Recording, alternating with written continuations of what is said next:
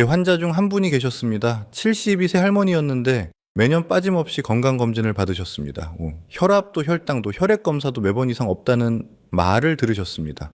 그런데 어느 날 갑자기 온몸이 너무 피곤하고 숨이 차서 병원을 찾아오셨습니다. 검사를 해보니 신장 기능이 이미 심각하게 망가진 상태였습니다. 2달 후 그분은 투석을 시작하셨습니다. 할머니는 저에게 이렇게 말씀하셨습니다. 선생님, 저는 정말 아무것도 몰랐어요. 이것이 신장병의 가장 무서운 점입니다. 신장은 기능의 70%가 망가질 때까지 단 한 번도 아프다는 신호를 보내지 않습니다. 지금 이 순간 아무렇지 않으시다고 해서 절대 안심하시면 안 됩니다. 우리나라에서만 매년 수만 명이 본인도 모르는 사이 투석을 시작합니다. 오늘 제가 말씀드릴 5가지 증상, 하나라도 해당되신다면 내일 바로 병원에 가셔야 합니다. 특히 마지막 5번째 증상은 지금 어르신 손에 들려있는 혈액검사 결과지 안에 이미 숨어 있을 수 있습니다. 끝까지 꼭 함께 해주십시오. 많은 분들이 이렇게 말씀하십니다. 나는 아픈 데가 없으니까 괜찮겠지. 그런데 신장만큼은 그 말이 통하지 않습니다. 신장을 부엌에 있는 정수 필터에 비유해 보겠습니다. 필터가 30%, 40% 막혀도 물은 여전히 흘러나옵니다. 냄새도 없고 색깔도 변하지 않습니다. 하지만 필터 안쪽은 이미 조용히 망가지고 있는 겁니다. 신장도 똑같습니다.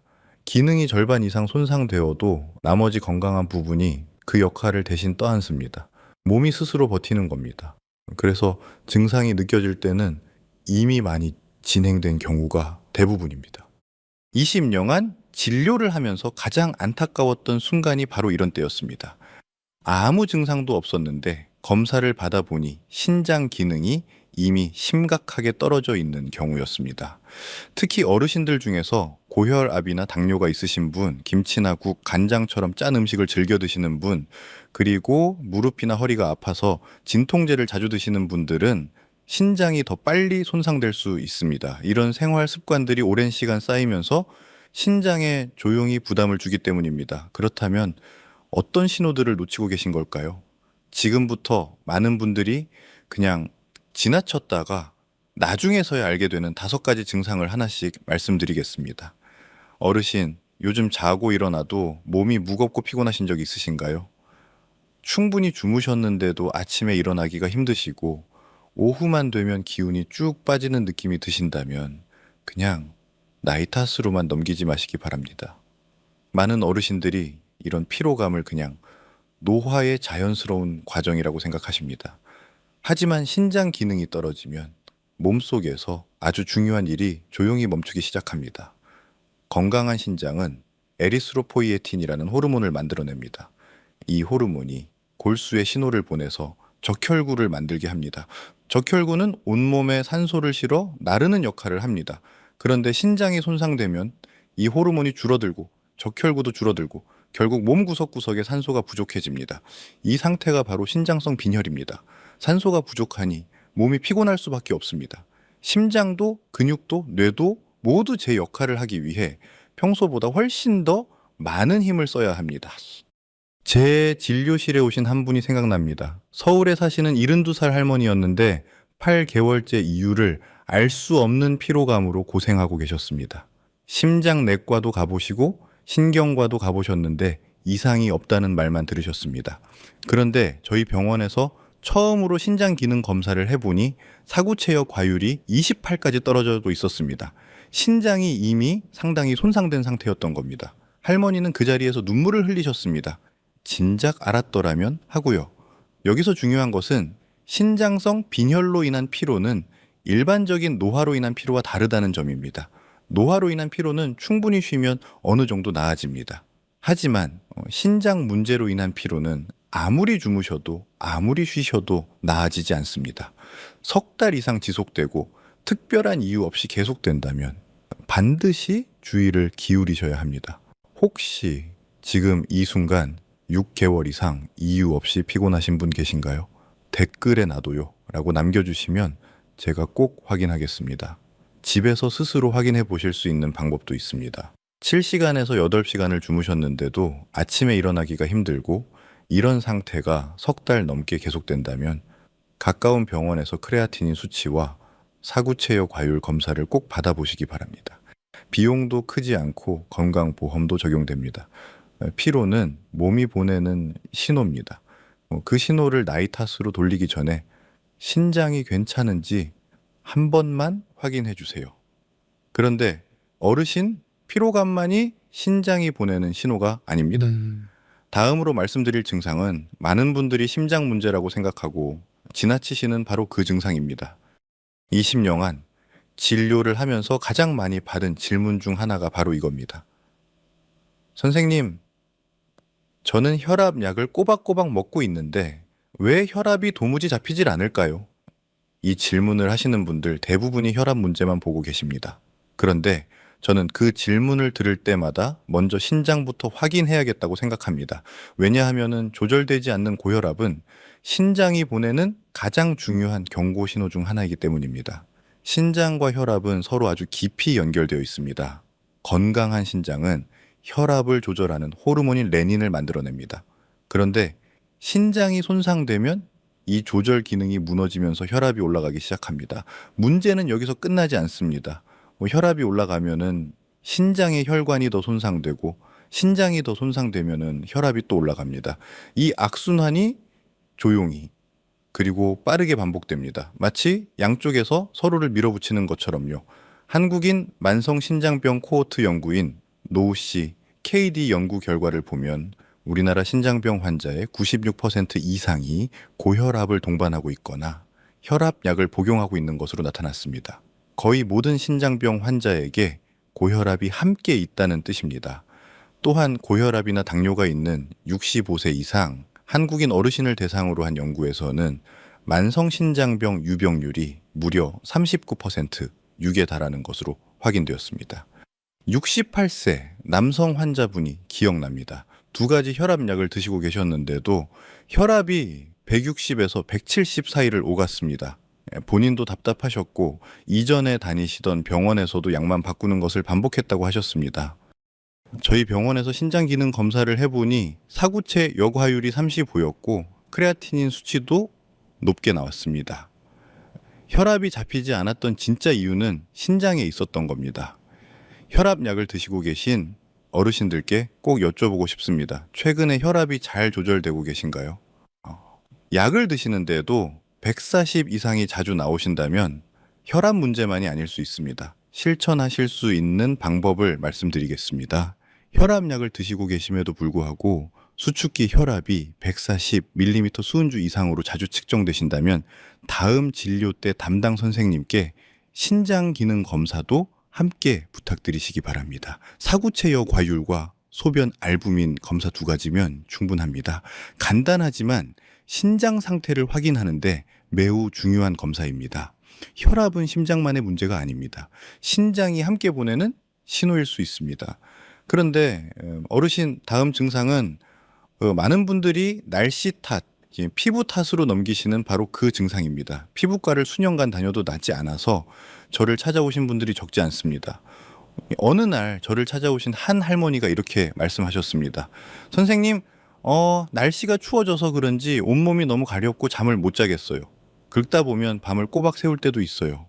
그분은 1년이 넘도록 피부과를 다니셨습니다. 보습제도 바르고 항히스타민제도 드셨습니다.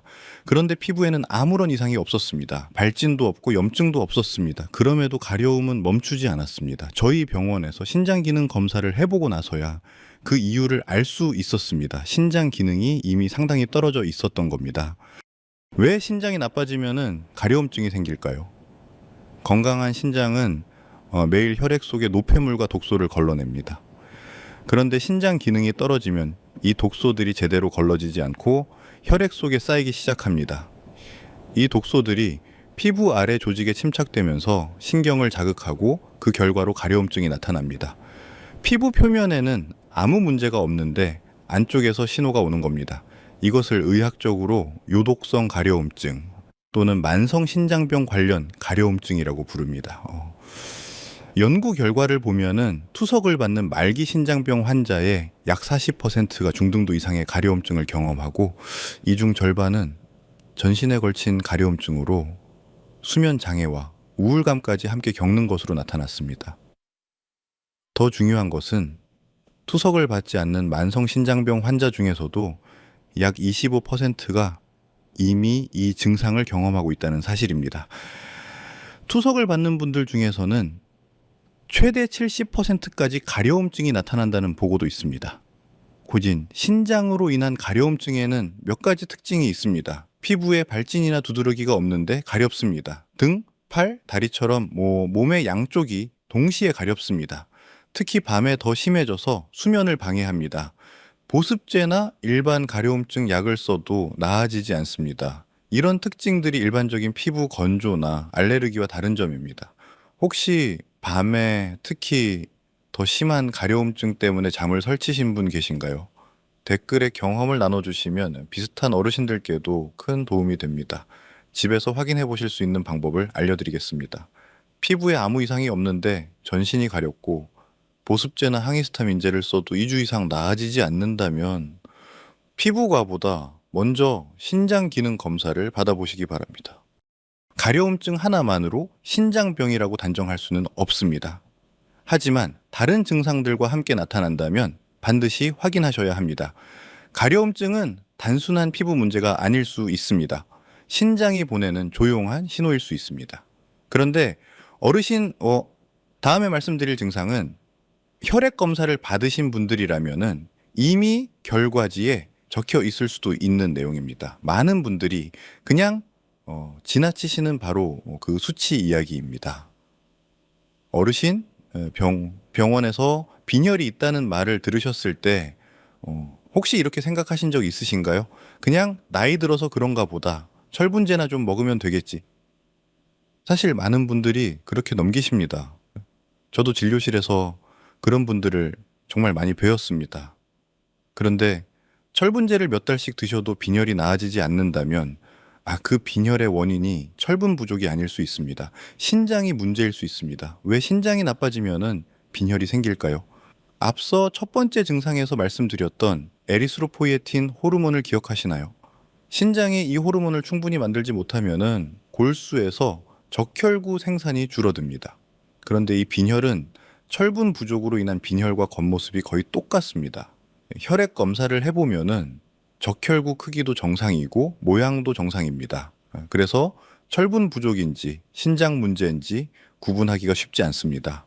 이제 많은 경우 철분제와 비타민을 드시면서 시간을 보내시다가 뒤늦게 신장 문제를 발견하게 되는 이유가 바로 여기에 있습니다.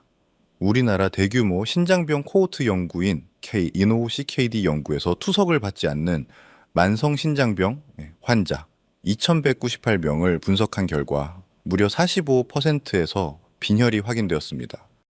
절반에 가까운 신장병 환자가 빈혈을 함께 가지고 있다는 뜻입니다. 그리고 이 빈혈은 신장병이 진행될수록 더 심해지는 것으로 나타났습니다. 70세 남성 환자분이 생각납니다. 헤모글로빈 수치가 10.2g이 나와서 철분제와 비타민 B12를 꾸준히 드셨습니다. 6달이 지나도 수치가 오르지 않았습니다. 저를 찾아오셨을 때 신장 기능 검사를 해보니 사구체 여과율이 30이었습니다. 빈혈의 원인은 철분 부족이 아니라 신장에서 에리스로포이에틴이 충분히 만들어지지 않고 있었기 때문이었습니다. 철분을 아무리 드셔도 나아질 수 없는 구조였던 겁니다. 신장성 빈혈을 의심해 보셔야 하는 경우를 말씀드리겠습니다. 철분제나 비타민을 석 달 이상 드셨는데도 헤모글로빈 수치가 오르지 않는 경우입니다. 여성의 경우 헤모글로빈이 12g 미만, 남성의 경우 13g 미만이면서 철분 수치는 정상인 경우도 해당됩니다. 이럴 때는 담당 선생님께 에리스로포이에틴 수치와 사구체여 과율 검사를 함께 부탁드리시기 바랍니다. 그러니까 혈액 검사에서 빈혈 진단을 받으신 분들 혹시 신장 기능 검사도 같이 받아보신 적 있으신가요? 댓글로 알려주시면 비슷한 상황에 어르신들께 큰 도움이 됩니다. 빈혈은 끝이 아닙니다. 신장이 보내는 또 다른 신호의 시작일 수 있습니다. 이제 마지막 5번째 증상입니다. 오늘 말씀드릴 5가지 중에서 가장 위험하고 동시에 가장 많이 놓치는 증상입니다. 어쩌면 지금 어르신의 손에 들려있는 혈액검사 결과지 안에 이미 그 답이 적혀 있을지도 모릅니다. 제가 진료실에서 가장 가슴 아픈 순간이 언제인지 아세요? 바로 환자분이 이렇게 말씀하실 때입니다. 선생님, 저는 매년 건강검진을 받았고 피검사도 다 정상이라고 했는데요. 어떻게 신장이 이렇게 나빠질 수가 있죠? 그 말씀을 들을 때마다 저는 결과지를 다시 들여다봅니다. 그러면 거기에 작게 적혀 있습니다. 사구체여과율 38, 아무도 그 숫자를 설명해 드리지 않으셨던 겁니다. 사구체여과율, 영어로는 GFR이라고 합니다. 이 수치는 신장이 1분 동안 혈액을 얼마나 깨끗하게 걸러내는지를 나타냅니다. 건강한 신장은 90 이상입니다. 60 아래로 내려가면 신장 기능에 문제가 생기기 시작한 것입니다. 30 아래는 신장 전문의와 반드시 상담하셔야 하는 단계입니다. 15 아래는 투석이나 이식을 준비해야 하는 상태입니다. 그렇다면 왜 혈액 검사가 정상으로 나오는데 사구체여과율은 낮을 수 있을까요? 혈액 검사에서 주로 확인하는 크레아티닌 수치는 신장 기능이 50% 이상 손상되어야 비로소 눈에 띄게 올라가기 시작합니다. 이것을 수도관에 비유해 보겠습니다. 수도관 안쪽이 녹슬고 좁아지고 있어도 물은 여전히 나옵니다. 수도꼭지를 틀면은 물이 나오니까 괜찮다고 생각하시는 겁니다. 하지만 관 안쪽은 이미 심각하게 막혀가고 있는 겁니다. 크레아티닌은 바로 그 수도꼭지에서 나오는 물만 보는 검사입니다. 관 안쪽 상태를 보려면 사구체여과율을 함께 봐야 합니다. 국제 신장병 가이드라인 기관인 KDIGO의 2023년 연구에 따르면 크레아티닌 단독 검사는 초기 신장 손상을 발견하는 데 민감도가 낮아서 대부분의 만성 신장병이 진단되지 못한 채 후기 단계까지 진행된다고 명확히 밝히고 있습니다. 조기에 발견했다면은 치료 효과가 훨씬 높았을 텐데 그 기회를 놓치는 경우가 너무 많습니다. 65세 여성 환자분이 생각납니다. 매년 직장 건강검진을 빠짐없이 받으셨고 담당 의사로부터 항상 정상이라는 말을 들으셨습니다. 그런데 작년에 갑자기 투석을 시작하게 되셨습니다. 충격을 받으신 그분과 함께 3년 전 검사 결과를 다시 살펴봤습니다. 그때 사구체여과율이 40이었습니다. 하지만 크레아티닌 수치가 정상 범위 안에 있었기 때문에 아무도 그 숫자를 심각하게 받아들이지 않으셨던 겁니다. 그때 발견했더라면 지금쯤 투석 없이 지내실 수 있었을지도 모릅니다. 결과지를 보시는 방법을 간단하게 알려드리겠습니다. 혈액검사 결과지에서 사구체여과율 또는 GFR이라고 적힌 숫자를 찾아보십시오. 크레아티닌이라고 적힌 수치도 함께 확인하십시오. 혈중교소질소, 영어로 BUN이라고 적힌 수치도 보십시오. 이 세 가지 숫자가 함께 보여주는 흐름이 중요합니다. 한 번의 수치보다 매년 어떻게 변하고 있는지 추세를 보시는 것이 핵심입니다. 혹시 지금 가지고 계신 혈액검사 결과지에 사구체여과율 수치가 적혀 있는 분 계신가요? 몇으로 나와 있는지 댓글에 남겨주시면 제가 직접 확인해 드리겠습니다. 한 가지 꼭 말씀드리고 싶은 것이 있습니다. 오늘 말씀드린 내용은 어르신 스스로 건강을 지키기 위한 참고 자료입니다. 사구체여과율 수치 하나만으로 결론을 내리실 수는 없습니다. 중요한 것은 추세이고 최종 판단은 반드시 전문의와 상담을 통해 하셔야 합니다. 오늘 드린 정보는 의학적 진단을 대신할 수 없으며 이상이 의심되신다면 지체 없이 가까운 병원을 찾아주시기 바랍니다. 5가지 증상을 모두 말씀드렸습니다. 이제 오늘 당장 실천하실 수 있는 방법을 말씀드리겠습니다. 그렇다면 결과지를 어떻게 읽어야 할까요? 지금부터 제가 직접 설명해 드리겠습니다. 많은 어르신들이 병원에서 검사 결과지를 받으시면 숫자들이 가득 적혀 있어서 어디를 봐야 할지 모르겠다고 하십니다. 당연한 말씀입니다. 의사들도 설명을 충분히 드리지 못할 때가 많습니다. 그래서 오늘은 신장 건강을 확인하는데 꼭 필요한 4가지 수치만 짚어드리겠습니다. 이 4가지만 아셔도 충분합니다. 첫 번째는 사구체 여과율입니다. 결과지에 GFR 또는 eGFR이라고 적혀 있습니다. 앞서 말씀드린 것처럼 이 숫자가 90 이상이면 정상입니다. 60에서 89 사이라면 신장이 조금씩 부담을 받고 있다는 신호입니다. 30에서 59 사이라면 반드시 신장내과 전문의와 상담하셔야 합니다. 30 아래라면 지체 없이 진료를 받으시기 바랍니다. 그리고 한 번의 수치보다 매년 이 숫자가 어떻게 변하고 있는지 추세를 보시는 것이 훨씬 중요합니다. 두 번째는 크레아티닌입니다. 결과지에 크리에티닌 또는 크레아티닌이라고 적혀 있습니다. 남성은 1.2mg per 데시리터 이하, 여성은 1.0 이하가 정상입니다. 이 수치가 정상이라도 사구 체여 과율이 낮다면은 신장을 더 자세히 살펴봐야 합니다. 크레아티닌만 보고 안심하시면 안 됩니다. 세 번째는 혈중 요소 질소입니다.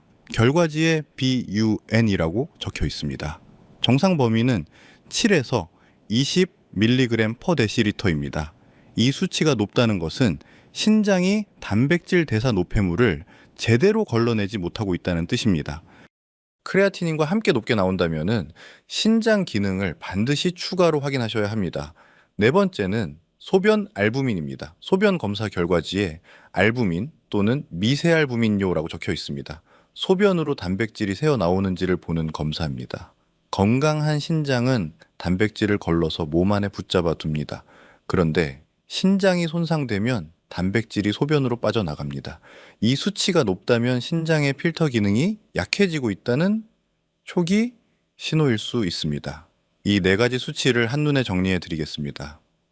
사구 체여 과율은 90 이상이 정상, 크레아티닌은 남성 1.2, 여성 1.0 이하가 정상, 혈중 요소 질소는 7에서 20 사이가 정상, 소변 알부민은 30 미만이 정상입니다. 결과지를 받으실 때 이 네 가지 숫자에 동그라미를 쳐두십시오.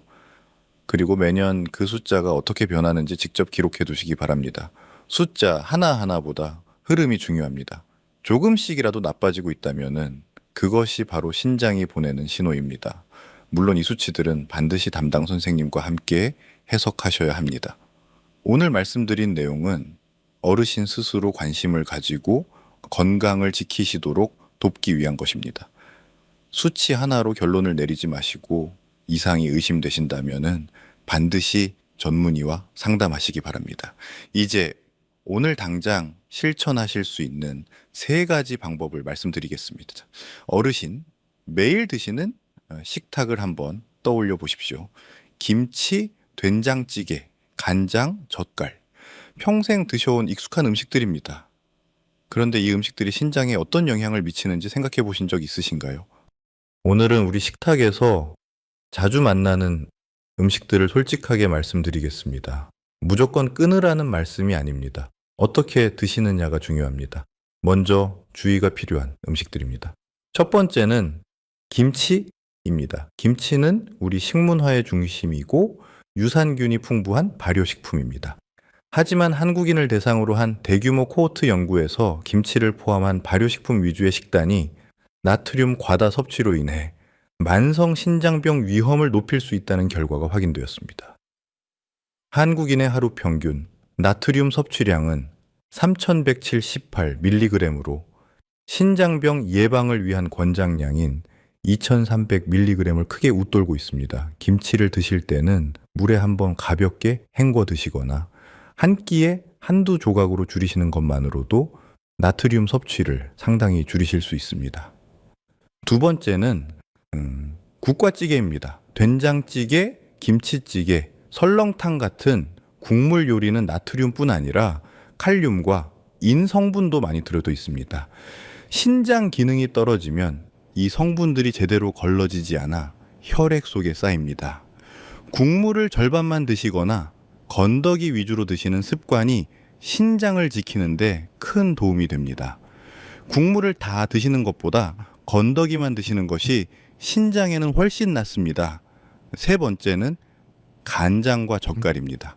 한국 요리에서 빠질 수 없는 재료들이지만 나트륨 함량이 매우 높습니다. 저염 간장으로 바꾸시고 젓갈은 소량만 드시기를 권합니다. 이제 신장에 도움이 되는 음식들입니다. 첫 번째는 보리차입니다. 우리 어르신들이 즐겨 드시는 보리차는 카페인이 없고 신장에 부담을 주지 않습니다. 물 대신 보리차를 드시는 습관은 신장 건강에 좋은 선택입니다. 두 번째는 양배추입니다. 나트륨이 낮고 식이섬유가 풍부해서 신장병 환자에게 국제 신장병 가이드라인에서도 권장하는 채소입니다. 쌈으로 드시거나 살짝 데쳐 드시면 좋습니다. 세 번째는 달걀 흰자입니다. 신장병 환자는 단백질 섭취를 조절해야 하는데 달걀 흰자는 좋은 단백질을 공급하면서도 인 함량이 낮아 신장에 부담을 덜 줍니다. 한 가지 꼭 말씀드리고 싶은 것이 있습니다. 신장병의 진행 단계에 따라 드셔야 하는 음식과 피해야 하는 음식이 다를 수 있습니다. 특히 칼륨과 인 섭취는 반드시 담당 선생님이나 영양사와 상담 후 결정하시기 바랍니다. 오늘 말씀드린 내용은 일반적인 지침이며 개인 상태에 따라 다를 수 있습니다. 어르신의 식탁이 곧 어르신의 신장을 지키는 첫 번째 병원입니다. 지금까지 신장이 보내는 5가지 증상과 식탁에서 실천할 수 있는 방법들을 말씀드렸습니다. 그렇다면은 오늘 당장 시작하실 수 있는 것들을 3가지로 정리해 드리겠습니다. 첫 번째는 국물을 절반으로 줄이는 것입니다. 식단을 완전히 바꾸실 필요는 없습니다. 오늘 저녁 식사부터 국물을 절반만 드셔보십시오. 이 작은 변화 하나가 하루 나트륨 섭취량을 눈에 띄게 줄여줍니다. 평생 드셔온 음식을 갑자기 바꾸는 것은 쉽지 않습니다. 하지만 국물 한 그릇을 반으로 줄이는 것, 이것만으로도 신장이 쉴 수 있는 시간을 드리는 겁니다. 두 번째는 혈압약과 당뇨약을 절대로 임의로 끊지 않는 것입니다. 몸이 좀 괜찮아졌다고 느껴지실 때 약을 줄이거나 끊으시는 분들이 계십니다. 하지만 그 약이 지금 신장을 지켜주고 있습니다. 한국인 신장병 환자를 대상으로 한 연구에서 혈압과 혈당을 꾸준히 관리한 그룹이 그렇지 않은 그룹보다 신장 기능, 저하 속도가 훨씬 느렸습니다. 약은 의사 선생님과 상의하지 않고는 절대로 중단하지 마십시오. 3번째는 6개월에 한 번 신장 기능 검사를 받는 것입니다. 고혈압이나 당뇨가 있으신 60세 이상 어르신이라면 이것이 가장 중요한 실천입니다. 증상이 없어도 받으셔야 합니다. 사구체어 과율과 소변 알부민 검사 2가지면은 충분합니다. 검사 한 번이 투석실 가는 길을 막아줄 수 있습니다. 국물 줄이기, 약 꾸준히 드시기, 정기 검사 받기, 이 3가지가 오늘 어르신의 신장을 지키는 가장 확실한 방법입니다. 오늘 말씀드린 5가지를 마지막으로 정리해 드리겠습니다. 첫 번째, 아무리 쉬어도 나아지지 않는 만성 피로. 2번째, 약을 먹어도 잡히지 않는 고혈압. 3번째, 피부에 이상이 없는데 계속되는 전신 가려움증. 4번째, 철분제를 먹어도 나아지지 않는 빈혈. 5번째, 혈액 검사는 정상인데 사구체어 과율이 낮은 경우. 이 중 하나라도 해당되신다면은 오늘 바로 가까운 병원에서 신장 기능 검사를 받아보시기 바랍니다. 오늘 이 영상을 끝까지 보신 어르신들, 이미 건강을 지키는 첫걸음을 내디드신 겁니다. 아는 것이 힘입니다. 그리고 그 힘이 어르신의 신장을 지켜줄 것입니다. 오늘 영상이 도움이 되셨다면 주변의 소중한 분들께도 꼭 공유해 주십시오. 특히 고혈압이나 당뇨가 있으신 가족분들께 이 영상을 보여주시면 큰 도움이 될 수 있습니다. 구독과 알림 설정도 부탁드립니다. 다음 주에는 한국 음식과 신장 건강의 관계에 대해 자세히 말씀드리겠습니다. 저 최동현은 언제나 어르신들의 건강한 내일을 응원합니다.